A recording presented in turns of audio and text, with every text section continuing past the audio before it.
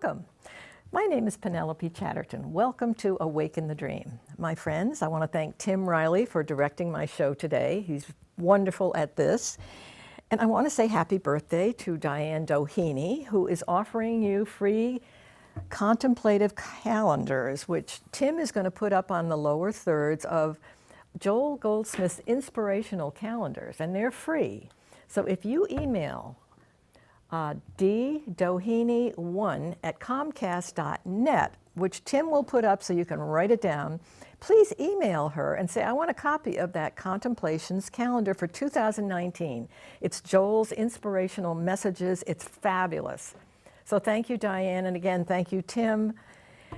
And thank you, Joel, for the book I'm going to talk about, which is A Message for the Ages, which I realize sometimes I forget to tell you what the book is that I am doing a book report on. It's so funny. What a weird assignment that I ended up doing book reports.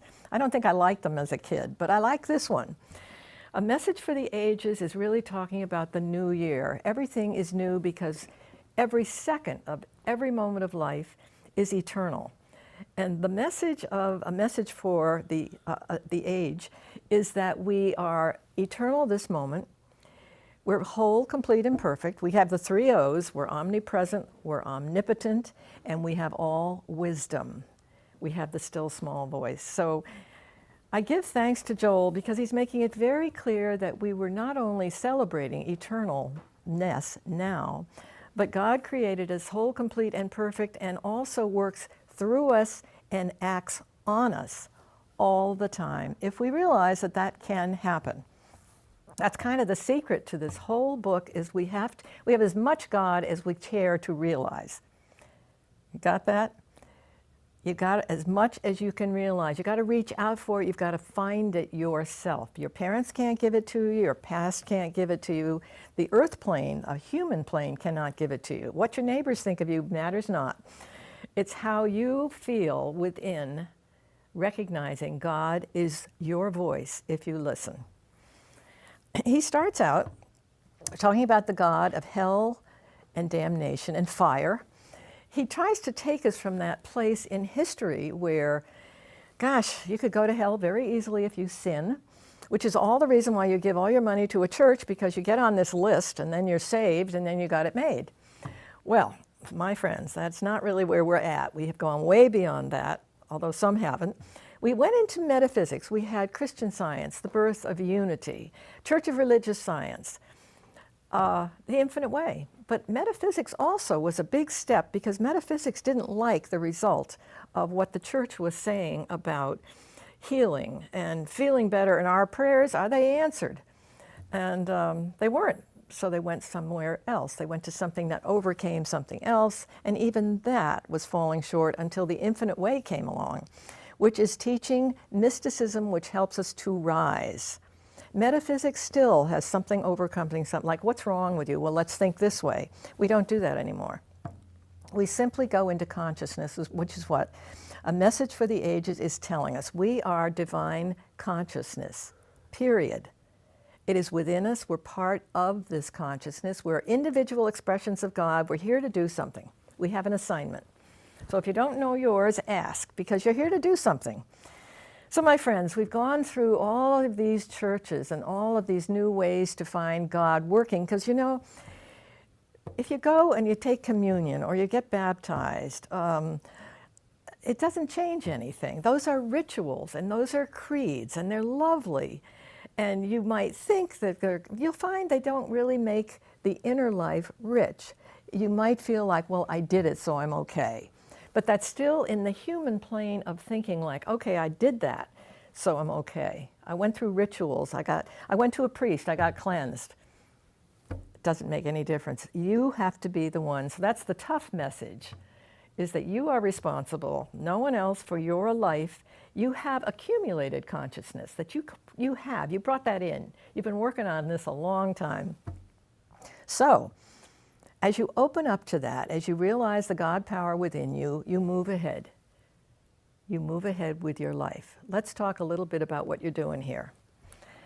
We had mentioned the second coming, and other folks in history and in the church talk about Jesus is coming back. We're all about where is that man on a white horse. He left us, he rose, he's coming back. Well, that's really not what the second coming is about. We are the second coming. We're getting ready to leave an inheritance for the next generation to come in and have this plane gone. The human plane is going to disappear if we do our homework with the second coming, which is to nullify any negative powers. Now, this takes us to God being the only power, the only presence, and the only voice, the only wisdom. He made this plane perfect. This is all there is God created an entire spiritual universe of which we are coming in to work on making it perfect and easier by nullifying all the negative. So, let's look at our neighbor. The neighbor who beats his wife or has got a disease and complains all day and he's horrible. And he needs you. So, of course, you're right there. You're in his face. I was talking about privacy and what this spiritual life is really about. You could sit with someone in a very negative place and you could still be very aware that of yourself you are nothing and you are listening for the still small voice and you're recognizing this neighbor as perfect. Not sick, not beating his wife. And I know that sounds like such a stretch, and I mentioned that if you tell all your friends something about what you're dealing with, you may have them slipping out the back door embarrassed. Because this is not for everyone. You have to, like the infinite way, the I that I am drew me to Joel. I felt like I had nothing to do with it. I went through this Christian Science background, Methodist background, blah, blah, blah. And all of a sudden, it was like, I was hit over the head because I drew it to me. The I of me drew the infinite way to me because it makes perfect sense to me. And to many infinite way folks, which are there are millions. And psychiatrists, psychologists, hospitals, doctors are now appreciating Joel Goldsmith and his work and his movement of the infinite way. They're recognizing how healing that is. It's like if someone comes to you and he's got a problem and they're moaning and groaning and you say, I can fix that. If you respond always with love, divine love, not human love, which is a very different love.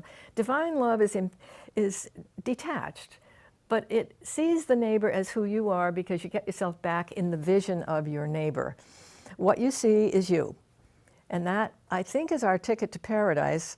If you can remember that all day long, and the only way you're going to remember it is to dip in and out of consciousness as often as you can remember, which will increase as you see you get the added things. Okay, we're not supposed to pray for stuff. We're not supposed to say, I need this, I need new shoes, my marriage is horrible. Can you get me a house? I mean, that is not what we do with God. We don't take a wish list to God. The only way the added things come are when we don't ask and when we don't outline to God what we think we should have. That's not being like Jesus, waiting for that still small voice who recognized he knew nothing. So we can know nothing. I work hard on that because there are things I think I know I want, but I have to sort of put that aside and saying that may not be the best idea for me. And that comforts me in that I can rest back and say, okay, I'll be patient. Speak to me, guide me, but be my life and the only life that I have. It's the only life I want. So I have to meditate. I have to love silence. That's prayer. Prayer is not begging for anything. Prayer is sitting back and accepting what comes. The voice will speak to you. I promise you that. It's kind of like, it can make you laugh. The little miracles, they're just abundant all day long. It's for us to enjoy. So my friends, like all the mystics, Jesus, Lao Tzu, Buddha, John, Paul, we have so many inspirational mystics that have come with the exact same message. There is one God. Jesus happened to be the guy that happened to write this down kind of well, or Paul did, where it's like the Ten Commandments are really laws. Those are like human laws. We don't go there. We go to what mystics know, that it's just the still small voice. It's the silence. It's not obeying rules. Again, that's the earth plane. So the mystics that have shared with us have the identical message. They rested and they melted back and they felt the wholeness of their soul.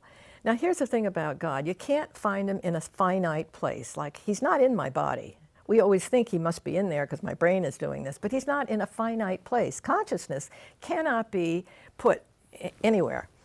So where is it? We don't have to know that. God just is. He's present. The voice is present. He's everywhere. He's in everyone. So it's magical, it's mystical. I don't know, it's a very cheery way to live. That's all I can tell you. And it slaps me in the face where, oh my gosh, I forgot to remember. We have to get that message. We're here to realize as often as we can who we are. We are created, we are loved, we are guided. And we are eternal, and we're immortal, and we have infinity, which means, by the way, you get over this death bug, that's impossible. That doesn't happen, and I don't know. Many people have had this out-of-body thing. I've been blessed when I was a teenager. It's almost as if I got this little glimpse of eternity, which kind of got me hooked. God knew what he was doing with me. I kind of got hooked on, oh, I really like that place I went to. I came back, I thought I was having a heart attack. I was in a lot of pain. And I wept like a baby. And I remember reading that Joel had that experience. And I'm sure many people have that experience of getting the glimpse of what life is. And when you get slapped back, for me, I think the tears were, oh my God, I'm back. It's like, yeah, this is a suffering place. If we fall for the hypnotism, if we fall for what everyone thinks it is, if we think we've got cancer and everybody's got a bug, then sure enough, you honor that. And yeah, in the human plane, go right ahead, because that's what's going to happen. But if you want to dehypnotize the theories out there, you have to work at that. You have to, when in a dehypnotized state, let's say of illness, you can actually have a healing, because you realize that God, if he's immortal, eternal, and is infinity, that can't have anything to do with us. If that's who God is and we recognize that, all this other stuff is null and void. So we have to nothingize. That's a term that I find interesting. We have to nullify it. Our job for the second coming is to say, go away. You don't exist. You don't wrestle with it either. You don't take a problem to the problem. You don't try to solve a problem with another problem or look at a problem. You don't look at it. You negate it. You see what it is privately, so you don't get in trouble if someone says, what are you talking about? I'm sick as a dog. You see them whole and complete. It's the gift you can give anyone and everything. And we have such stuff going on with politics and, oh, nonsense. It's a heads up for all of us to see the purity in everyone. No matter what it looks like, see the purity. See the evolution of where we've come from hellfire and damnation to metaphysics, which is overcoming something with something else. Not claiming there's death or sin or damnation. Then we go to mysticism. And Jesus really was the way shower on the rules in the sense that he explained to his disciples. And many of his disciples didn't get it. And I understand that. But those that did became teachers. Moses brought his folks out of Israel. I mean, when I think of the magic that has happened to mystics that surrender and who let God guide them through miracles, we have a history of that happening. So the infinite way says, we are whole, complete, perfect. We came into a world that's hypnotized, and we have got to be the second coming that actually sees the fourth dimension. Joel calls about the fourth dimension, which is no darkness, only joy, only light, and only peace. So you got to switch from what you think you're looking at and say, I'm going for that fourth dimension, because that's the reality of immortality, the God of the universe that created me as an individual expression. I have to go for that because I want to be peaceful. I want to not wake up worrying. I don't want to go to bed worrying. And I'm beginning to stop watching stuff on TV that really is negative or scary, because I'm outgrowing the fact that I can't deal with it anymore because I know better. I don't want to rehearse someone else, even if it's Law and Order, whatever, which I've enjoyed in the past. Right now it's like, I think I'd rather watch Mayberry or Lucille Ball or something that just cheers me up. I think that things fall away from us as we grow, as we get more divinely impersonal. Divine love is not human love. Divine love, God loves the worst, the atheists, the sinners, the adulterers. He's waiting for us. The Christ consciousness is just waiting for us to tune in. So the message for the ages is really about how much are you willing to find your core. So your center is alive. Your center is waiting for you to realize the God within you. How much God are you willing to realize to walk on water? It's up to you. That's the hard part. Your life is completely up to you. You have a consciousness that has accumulated all that you are and that you've thought. All that you've been through is accumulated within you. So you're working on what you've got, which is why the secret self, this I that you are, is working with you constantly, moving you to where you can help others. We're all here to serve. There's no question that serving in many ways, we can't be so idealistic to show up in a football stadium and shriek what we know, but we can go to a soup kitchen. We can serve.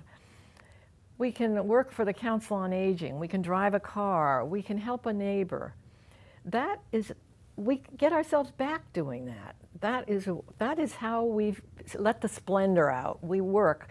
We have revelations, and we work with who do we help out here? Because that is where the splendor is being shared, and that's where it all comes back. We're not looking for something. We're not desiring something. We're just sharing what we are and what we can give. All right, my friends, I want to recommend a message for the ages. It's taking us to almost a prescription for the universe. It's almost like a reason to be here, where we've been, where we're coming to, how hard the job can be. And yet the punchline is, if we really do this second coming right, Joel says the next generation can come in with none of this human plane here, none of this negativity. They can just come in and dance around the universe knowing who they are, who everyone else is. Now that's a lovely dream. And that's a goal. Because think of our children and our grandchildren and all those generations that are coming in. And I don't know, Joel thinks we've been here before, and I'm pretty sure that's true. And when we transition, we take what we have learned with us. We go alone, yes, but what we have accomplished, what our hearts have felt, how we've shared, how our consciousness has developed with our connection with the source, that goes with us. And it goes further. Once we are in another place, we continue our work, whether we come back as angels, whether we come back as teachers, preachers, whatever it is, it won't be up to us, it'll be up to the boss. It'll be up to who created us. The creator of the entire universe is in charge of every one of us. So we listen, and I can't say enough about meditation and silence and error. Remember that teachers are supposed to talk about what error is. It's not real. It's not power. It's not intelligence. God gave us his mind and his intelligence through the voice. But the mortal plane, you have to say, no, that's mortal. End of story. You let something go that isn't of the divine heritage that you have and of what your knowledge is. Your knowledge is not faith healing, not thinking, faith sounds to me like I'm pretty sure that's going to work. But you're not sure. You go to knowledge equaling the source of life, the source of what God has given us, and you're good to go. It can't get much simpler than that. That's all I know, is sometimes the simplest things go right by us. And as I think I've mentioned, the psychiatrists, hospitals, doctors are recognizing the power of mystical healing, of being dehypnotized from what you think's wrong with you and actually having a healing because you recognize that that can't be part of my world because my world's perfect. My body's perfect. My soul is perfect. My soul rules my life. So listening to your soul is critical. Listening, of course, to God speaking through your soul because God is one big soul. We're all connected. And that's our test. And our neighbor will help us. And our politicians will help us. All of life will help us, that we negate negative power. We teach that it doesn't exist, and we teach what love. Divine love is infinite way. That's the spiritual process. We are all in a big pot of divine love, which means we love everyone equally. God loves the sinner, the saint, everyone, because we are his. And he is working with us. So I cannot say enough about silence. In the midst of the worst turmoil, you close in and you're silent and you acknowledge within your heart what's going on and who you are. So being who you are is what the message of this book is. A message for the ages is honor who you are, let everything else go. Work with the earth plane to help just nullify it. Don't work with it like it's a problem and you're going to sort it out. Just nullify it. Let it go. And that is a dare, isn't it? Because it looks so real and you're so brainwashed. How can I let that go? You can, if you practice. You see, I've been practicing this infinite way material for about 7+ years, and I'm finding that it just reminds me I got to practice harder, and that I'm learning more from my practice. And we can't study enough. The studying takes us to the Christ consciousness within us. Our studies are wonderful. We have to work our life out that way. We have to study. We have to step up to the plate knowing what our reward is, which we don't program. The added things are those miracles that come to us that can blow us out of the water, which I always think, yes, guidance available. Listen. Be quiet. Be still and know I am that I am. I am the truth, the way, and the life. End of story. Amen. I am the way, the truth, and the life. I have it all because I accept the one power within me. I accept the fact that the presence never, ever, ever leaves me. All I have to think about that on the road, as I was on the Mass Pike, it's like, okay, yes, we're driving. You're driving everybody's car, thank you. The presence, you're aware, and then you're listening. And you're grateful. Start your day with gratitude. And remember, in the morning, before you go flying out with wet hair, check the negation. Check the negative stuff that's going through your head. Correct everything. Go out powerful. Go out claiming gratitude. The most wonderful thing in the world is gratitude. You've got so much to be thankful for. Family, friends, love, work. So much to be grateful for that it just demands that you sort everything out first thing in the morning. In the middle of the night, Joel says that's a great time to go into the presence. He highly recommends, and I like that. Sometimes I put on, because I'm a musician, I have to put on some beautiful sound. And if I need to shed a tear in gratitude, it's a wonderful feeling. It's a wonderful feeling to love divinely people, all people. So I'm going to wind down, my friends, because, as you know, I'm committed to Joel Goldsmith. I want to, again, thank him for all the work he's done. What has he done? 50 books. He's got tapes. Oh, another thing about the Infinite Way groups. It's not a social activity to go to sit down with Infinite Way folks. They'll put on a tape.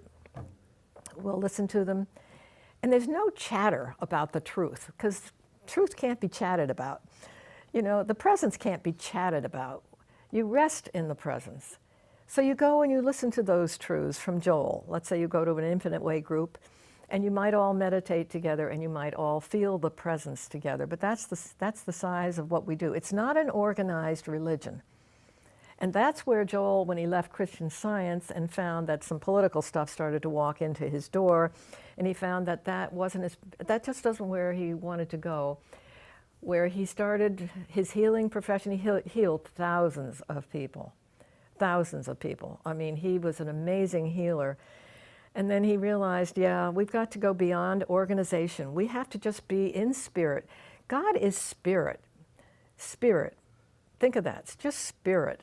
So wherever we are, wherever we go, we've got spirit. We've got an infinity. We've got an invisible, transparent person or entity to just share with us. We've got it all. So my friends, I'm going to thank you for joining me on Awaken the Dream, and I will look forward to talking to you again soon. Thank you.